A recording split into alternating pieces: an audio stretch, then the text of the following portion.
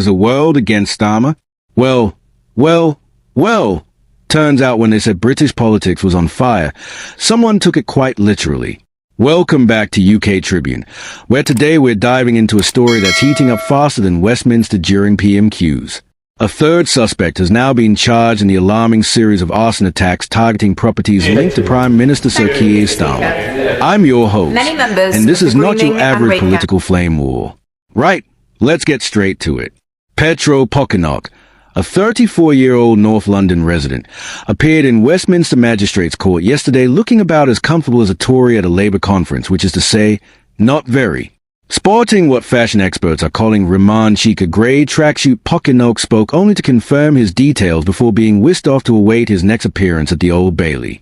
Because nothing says serious business quite like the Central Criminal Court of England and Wales. But wait, there's more. Because apparently setting fire to the PM's properties is becoming something of a group activity. Pochynok isn't alone in this fiery fiasco. He joins what's shaping up to be the most unwanted ensemble cast of 2025: Roman Lavrynovych, a 21-year-old Ukrainian national from Romford, and Stanislav Karpiuk, a 26-year-old Romanian national also from Romford. What is it about Romford? Is it something in the water, or just the most convenient commute for alleged arsonists?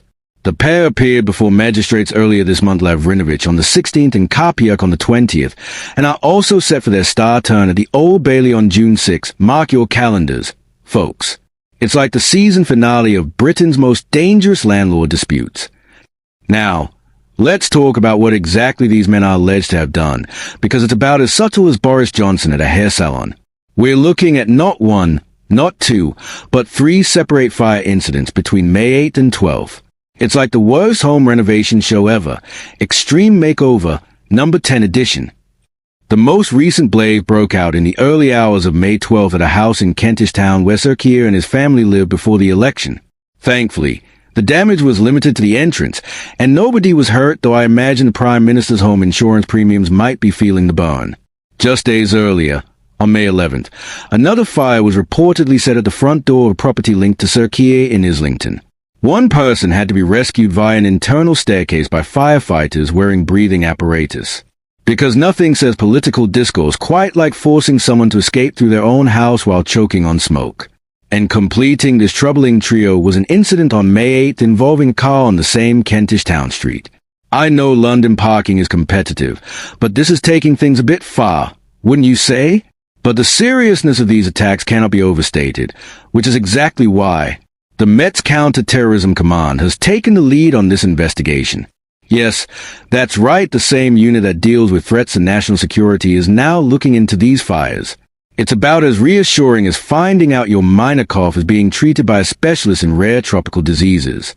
The charges allege that Pochynok conspired with the other two defendants and others unknown to damage property using fire, with intent to endanger life.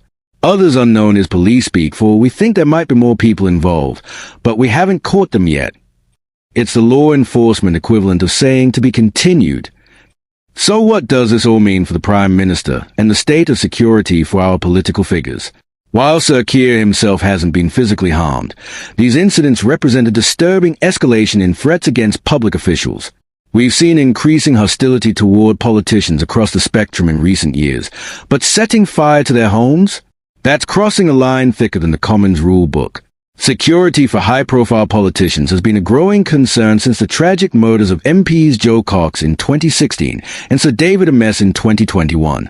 This latest series of attacks will almost certainly trigger a review of protection measures for the PM and potentially other senior government figures. What's particularly concerning is the apparent coordination: three separate incidents, three suspects, multiple locations. This wasn't just a random act of vandalism gone wrong. This appears to have been a targeted campaign against the Prime Minister. The fact that two of the suspects are foreign nationals will inevitably raise questions about motives. Are these politically motivated attacks? Personal grievances? Or something else entirely? The courts will eventually decide, but until then, speculation will continue to burn through the political sphere faster than, well, you know. As this case develops, we'll be keeping a close eye on proceedings. The three suspects are due to appear at the Old Bailey on June 6, which promises to be a day of significant revelations. In a climate where political divisions run deep, these attacks serve as a stark reminder that rhetoric has consequences.